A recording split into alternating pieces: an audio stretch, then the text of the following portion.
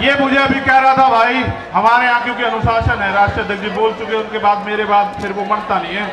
इसकी दिल की बात ये है कि अगर सरकार सुरक्षा और लाइसेंस नहीं दे रही है तो हम अपने मध्य प्रदेश से गुर्जर समाज के लोग 1000 लाइसेंस जो है ना भाई की सुरक्षा के लिए यहाँ जमा कराना चाहते हैं।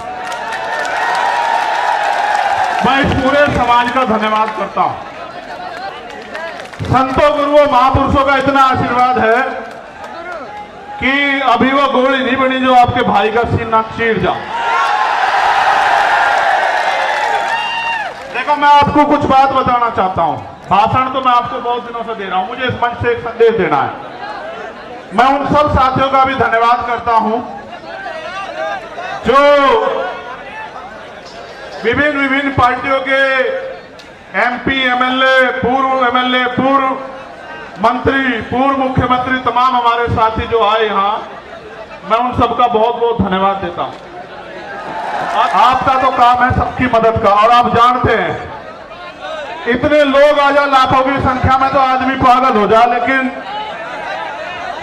हम अपनी ताकत को जानते हैं, कभी हम भीड़ देख के पागल होते नहीं। वरना हम ये भी जानते हैं कि अपनी सारी मांग आज ही मनवा देंगे हम संसद की तरफ को चल के, सारी की सारी आज ही मनवा के जाएंगे। और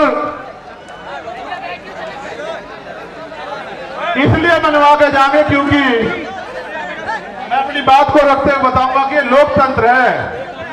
प्रधानमंत्री टैक्स देते ना हो या देते हो, हमारे किसान, कामगार, दलित, पिछड़े, आदिवासी, जैन, सिख, बौद्ध, पारसी, ईसाई, मुसलमान, तमाम लोग टैक्स दे दे के इस देश को चला रहे। इसलिए देश के संसाधनों पे हमारा अधिकार ज्यादा बैठता है, और हम इस देश में मांगने के लिए पैदा नहीं हुए, इस बात को आप लोग याद रखें।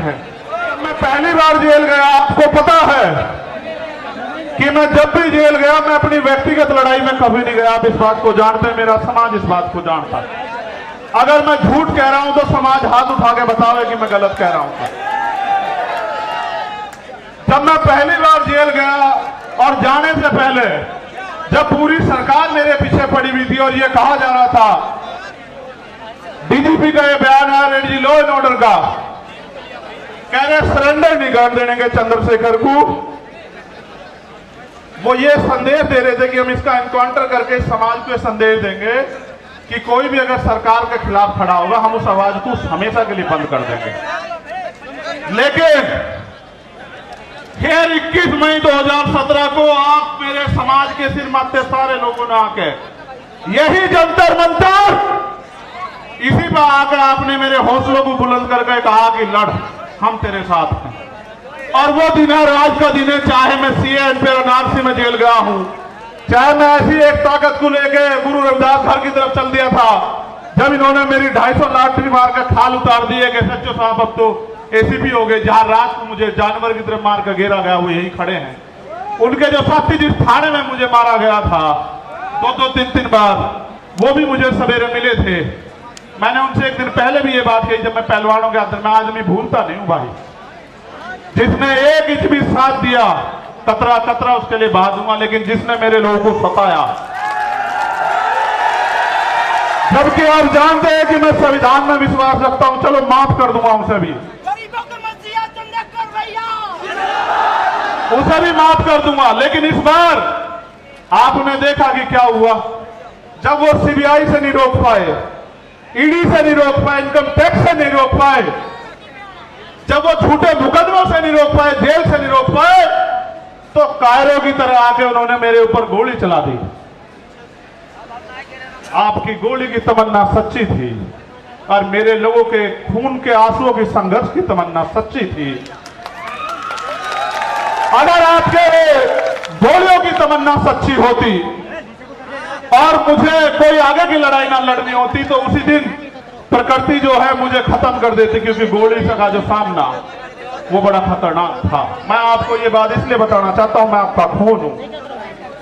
मैं कल भी था रहा था, आज भी था रहा हूं, और चाहे फर्श पर रहूं या अर्श पर रहूं या मिट जाऊं, मेरे खून का एक एक कतरा आपके स्वाभिमान सम्मान के लिए हमेशा खर्च होगा। मेरी बात को याद रखना।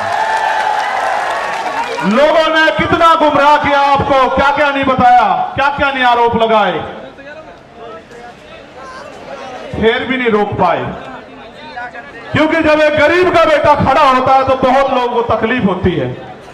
लोगों को लगता है कि ये देश अमीरों का है और अमीर इस देश में राज करेंगे और गरीब जो है वो खून के आंसू रोगा। मैं आपको ये कहना चाहता हूं कि वो दिन दूर नहीं, गरीब इस देश में खून के आंसू रोने का नहीं, और गरीब इस देश में राज करेगा, ये बात लेके हम लोग सड़कों पर निकलते हैं और हम तो हर दिन को आखिरी दिन मानते हैं।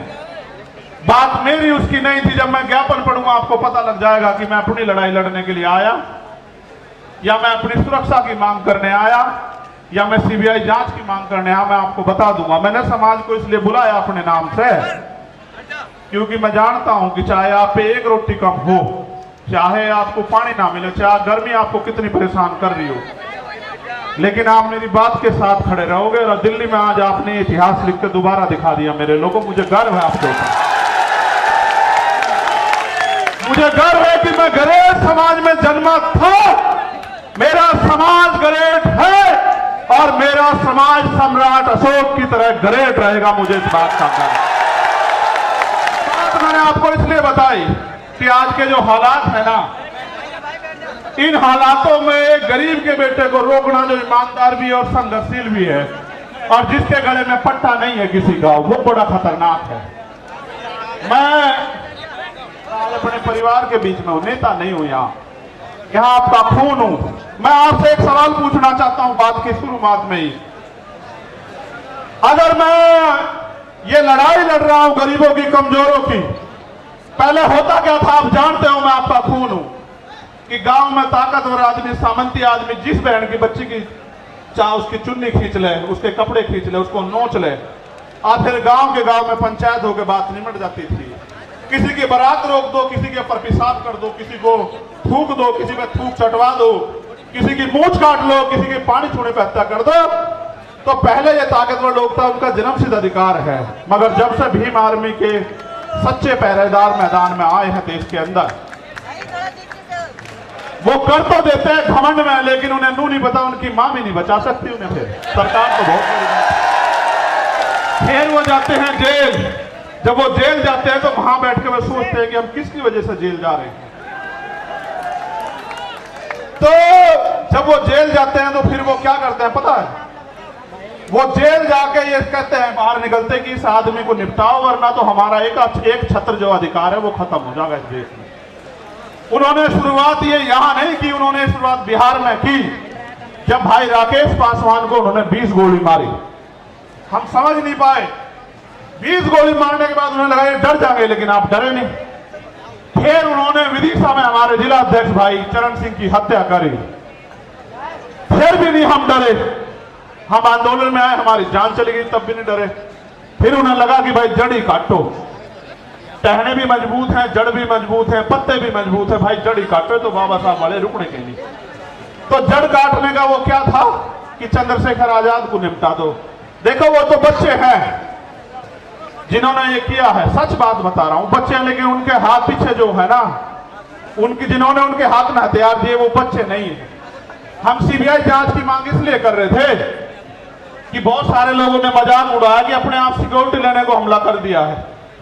जिसकी रक्षा इतना बड़ा समाज करता हो, जिसकी रक्षा जो है सम्राट वीर भोज के वंशज करते हो, जिसकी रक्षा सर छोटू राम के वंशज करते हो, जिसकी रक्षा गुरु गोविंद सिंह जी के बच्चे करते हो, जिसकी रक्षा सतगुरु रविदास जी महाराज के बच्चे करते हो, जिसकी रक्षा भगवान वाल्मीकि महाराज के बच्चे करते हो, उनको लगा कि वो उसको मिटा देंगे।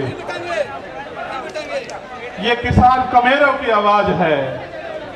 ये मिट्टी का भले ही हो, लेकिन इसके लोगों ने इसे बड़ा ताकतवर बना। ये एमपी एमएलए भले ही ना हो, लेकिन ये अच्छी अच्छी सरकारों का गला पकड़ने का दम रखता है। ये बात सब लोग जानते हैं।